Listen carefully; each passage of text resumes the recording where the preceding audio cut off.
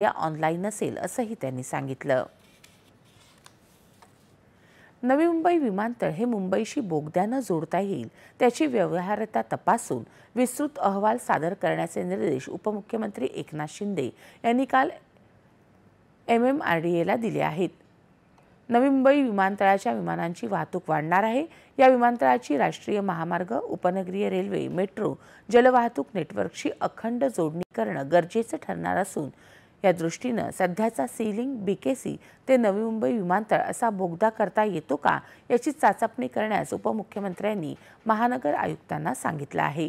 त्यासाठी या प्रकल्पाची व्यवहार्यता तपासणं, एकूणच भू आणि सागरीय वाहतुकीसाठी हा मार्ग उपयुक्त कसा ठरेल ते अभ्यासण्यासाठी तसंच एकूणच आरेखनासाठी तज्ज्ञांची मदत घेण्याच्या सूचनाही उपमुख्यमंत्री शिंदे यांनी केल्या।